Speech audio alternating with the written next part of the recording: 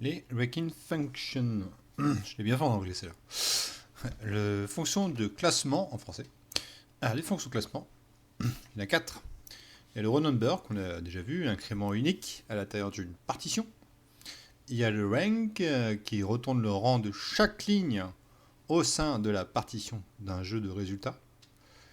Le dense rank, donc ça retourne le rang des lignes à l'intérieur de la partition d'un jeu de résultats. Et le entile qui distribue les lignes d'une partition triée dans un nombre spécifié de groupes. Donc c'est peut-être que ça vous parle pas énormément, je peux comprendre. Donc je vais vous montrer ça en démo tout de suite pour que ce soit beaucoup plus simple pour vous. J'utilise AventureWorks, Select Format avec row number, ici qu'on a vu précédemment. Donc c'est parti. Si je joue cette requête, qu'est-ce que je vois? Je vois bien mon row number qui est incrémenté ici. Donc je pars sur un partitionnement ici de Product ID et Product ID ici. Donc qui est incrémenté avec 1, etc. etc. Ce que je vais faire, je vais rajouter le rank et le dense rank que j'ai vu précédemment. Alors vous allez voir que c'est pas très difficile, il faut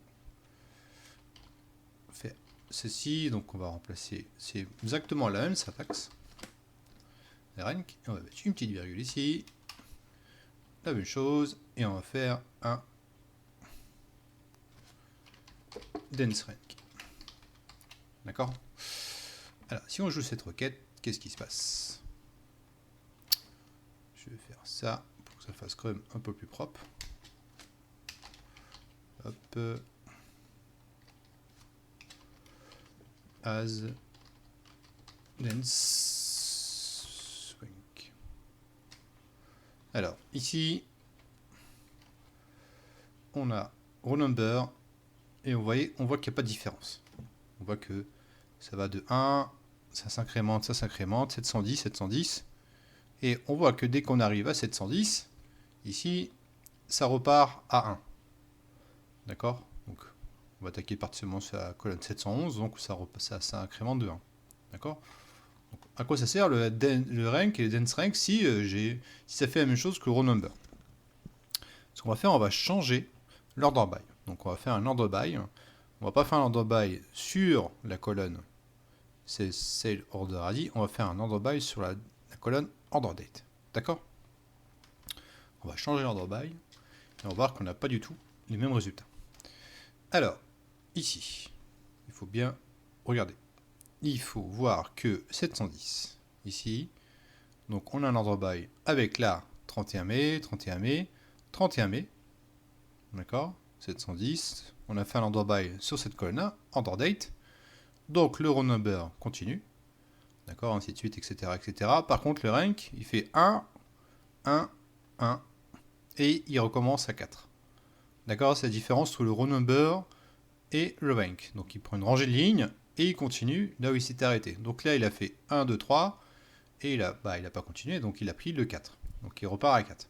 Idem ici, il prend 4, 4, 4, 4 pour le 1er juillet ici, et il repart à 8. D'accord? Contrairement au dense rank, lui, il va prendre une rangée, il prend le 1, il prend le 1, il prend le 1, et il repart à 2. D'accord? Il ne repart pas à 4 comme le rank. Idem ici, pour le 1er juillet, il part à 2, et après, il repart à 3. D'accord? Donc c'est la grosse différence entre le rank, le dense rank et le row number. Rank numérote les numéros de ligne en rank, donc 3 rangées de 1, ce qu'on a vu, et repart à 4. Dense rank fait la même chose, mais repart à 2. D'accord? Donc on va voir que quand on repart à 711, ici, on est à 710, donc 44. Donc là, en rank, on était à 42, 49. Et là, on voit qu'on repart à 1 pour les deux. Donc on repart à 1. Parce que le product a changé, tout simplement. D'accord? Entile. Entile, ça va découper ce qu'on appelle en buckets, en morceaux. On peut appeler ça un saut aussi. Donc là, je vais découper en fait par 10 ma rangée de lignes.